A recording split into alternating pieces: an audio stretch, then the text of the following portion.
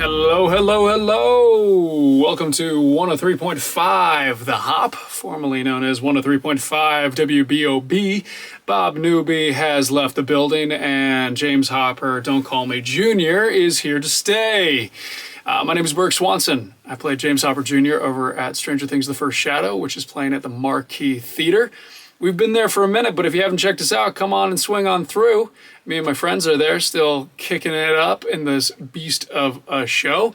Broadway.com had this wild idea that I should do a vlog for you all for the next 6 weeks. That was a wild thing of them to ask. I don't think they know how silly things are going to get over here in Hawkins. Bob Newby's setup is pretty good. Well, I think mine's more comfortable. You know, I'm in my closet right now. These are my clothes. That's a sweater that I will be wearing probably in one of these videos. But I think for me, the hope of all this is to give you all a more intimate, honest look at what it's like, not only to do Stranger Things The First Shadow and be at the Marquee Theater 8 times a week, but also just what it's like from my very unique, small perspective of what it's like to do a Broadway show and a show that is as large as this one from a technical sense, but just honestly from a scale sense. 35 people on stage. That's our swings understudies. That doesn't include the crew that's making all this happen. So I really am very, very excited to bring you all in as much as possible. There's obviously some secrets that we can't necessarily fully reveal. Shout out Mindy. But I thought maybe before we dive into sort of a morning in the life of this old Broadway actor, I would just give you a little background on me. For those who don't know me, again, my name is Burke Swanson. I'm 6'3", based and located in New York City. And yeah, when I'm not trying to make myself laugh, I love performing. I like writing. I write little experimental poetry. I started acting when I was probably in 4th grade. I did a summer camp where there was a talent show in the middle of it. I was there for literature. My dream job was to be a librarian. All of my favorite people at that time were librarians, so I thought, let me just be like them. And so I was at this camp learning like leadership skills and literature, and one of my roommates, it was like a 2-week overnight camp, my first time away from home, and one of my roommates had the acting bug. And we did this little sketch comedy show. And it was probably only like 100 kids, and I was hooked. I came home and I just told my mom, I was like, I don't know what this is, but I need to do this. And luckily my mother, as well as the rest of my family, was so supportive and able to be able to provide me those opportunities just to get me in the rooms, and for those theaters to even exist and those programs to even exist, to give me the experience to know if it was something that I just had fun with or something that I would want to do as a job, let alone as an art form. There's so many aspects to this thing that we can obviously jump into. I put this as like a major call out. My Instagram is at BURKE_SWANSON at Burke Swanson. And if you want to send me a question, slide into those DMs, baby. I actually just posted during this first vlog a question. I had so many people reach out, so thank you to those people. I'll probably send up a couple more of those, so if you see one of those, make sure you click, and we can try to get to as many of those as possible. So any of those questions about art form versus job form versus business and creative passion, all those things, I'm more than happy to dive into. It's a big soup. It's a big soup of things, and there's certainly lots of different aspects that we can touch on. I've been here now for over a year. We're over 300 performances in on it, and actually we're nearing the end, not only of our first year, but the end of my time. The show will continue on. We've got some year 2 folks coming in. And so I'm hoping that in this vlog, we'll be able to get into the rehearsals with them and meet them. And so we can sort of pass the torch along, because this show is not done. It's got so many more experiences that it wants to share with the world, and I hope that you'll be there with us. But I think that's enough of a sort of a touch point for me. Let's dive into it. I'm going to take you through a little bit of my morning routine, a little quick speed, and then we'll try to get to the theater, and I'll give you a tour of my dressing room, as well as try to answer some questions, maybe get some shots of the warm-up and that sort of thing, just to kind of give you an idea of what like a normal day looks like for me here in Hawkins.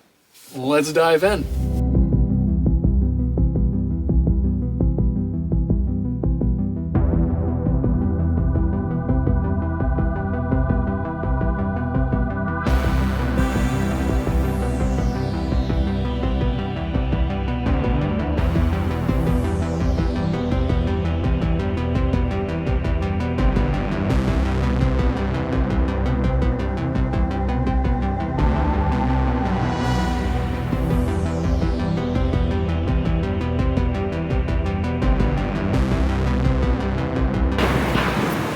Our own marquee, right?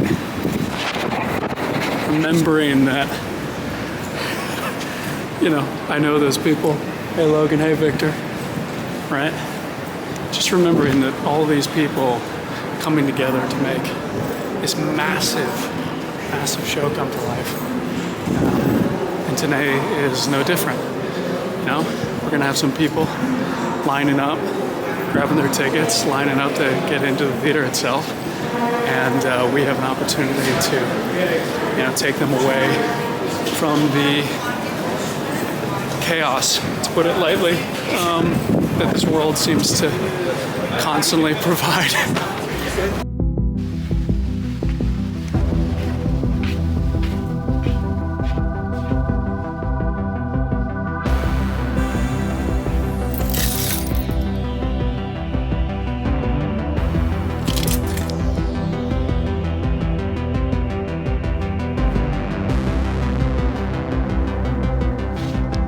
Okay, friends, I've changed. Got pretty much the whole costume on, ready to go, but I've got a couple seconds here, so I thought I would show you my dressing room. Let's take a look. I share this room with T.R. Knight, who plays the one and the only Victor Creel. What's really cool about our dressing room is that it's actually pretty spacious. We've got a shower over here, bathroom here, as well as two different stations here. A lot of our interior design has been courtesy of TR. When he moved into the space, just over a year ago, we got really into trying to figure out how to make this place as homely as possible, but also a place that evokes the work that we do, which is, where the poster ideas come from. The Godzilla was all Theo's idea. If you've seen the show, you know that it's a reference to one of the Hopper lines, but we've also got some Totoro, a nice over-the-garden wall, as well as new favorite centers. I thought I would show you my my station here. We've got all sorts of moments, not only from this show, but my last show, and even my first show on Broadway, Rose Tattoo. Got some questions coming in.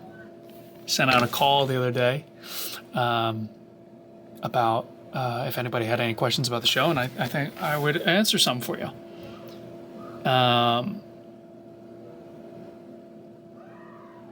What's the best part about playing young Hopper? This is coming from _Kiera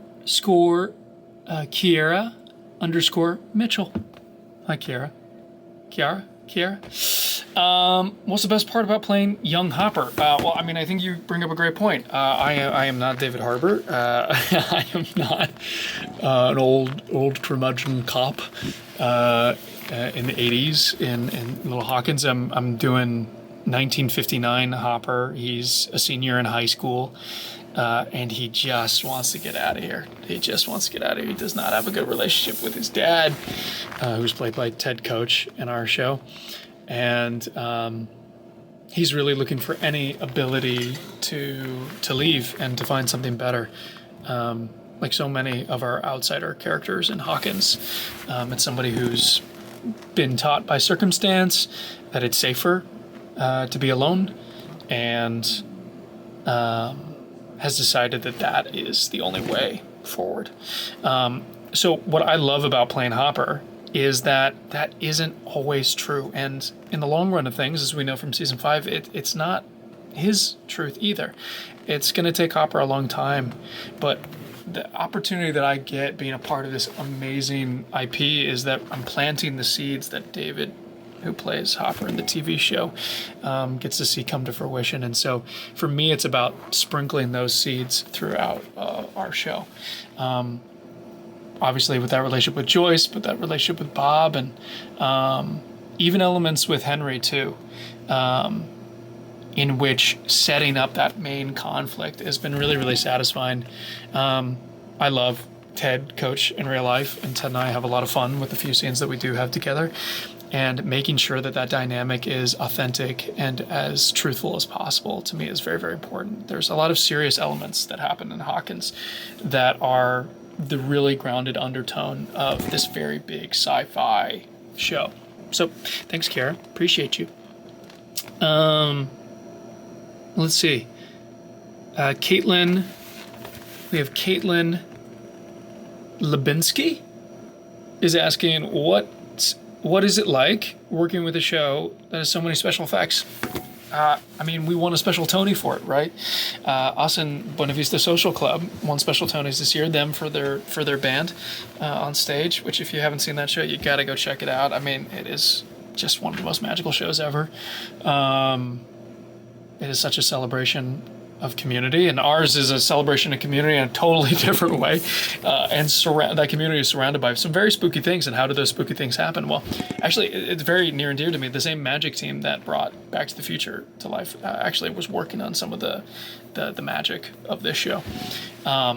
So it was actually like a little bit of a homecoming, coming back and working with those folks again. I mean, they're so dedicated to the craft, and you have just these people who have found their art form, and it is getting to be celebrated at the largest scale possible. Things are happening in this show that have never happened before on a Broadway stage. You mix that with story, and what you have is one of the most all-encompassing beasts of a show possible.